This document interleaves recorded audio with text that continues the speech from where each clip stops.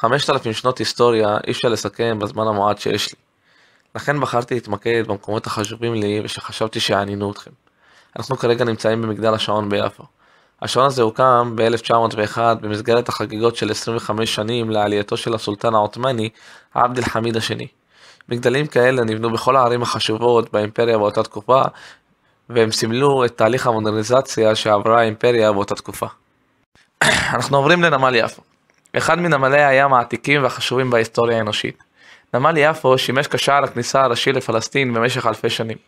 עצי הארזים שהובאו מלבנון לבניית שערי בית המקדש בירושלים עברו דרך הנמל הזה. יונה הנביא הגיע לפה בטרם. גם היוונים והרומאים, יחד עם כל התרבויות העולם העתיק באזורנו, עברו דרך הנמל הזה.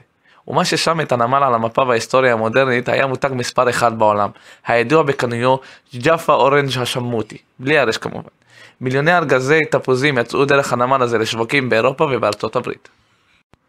אמצע המאה ה-19, הכנסייה היוונית האורתודוקסית רואה את הפוטנציאל הכלכלי המדהים של יפו, ומחליטה להוציא את השווקים מתוך העיר העתיקה אל מחוץ לחומות העיר. כך אנחנו מקבלים את סוק אלדר, הסוק ששייך למנזר. משפחת סיקסק, משפחת אלדר אל-הלי ומאות סוחרים ובעלי עסקים לא נשארים חייבים, ומסביב לסוק אלדר מתפתח המרכז הכלכלי החשוב ביותר בארץ במחצית השנייה של המאה ה-19 בתחילת המאה ה-20. השוק הוא אחד המקומות הכי יפים ביפו והכי מעניינים. בנוסף לכל העסקים המעניינים, מצטרפים כל הגנבים עם השטיחים והעיבול של הפריצות מהימים האחרונים. מומלץ לבקר בחום בימי שישי בבוקר לפני תחילת הבלגן.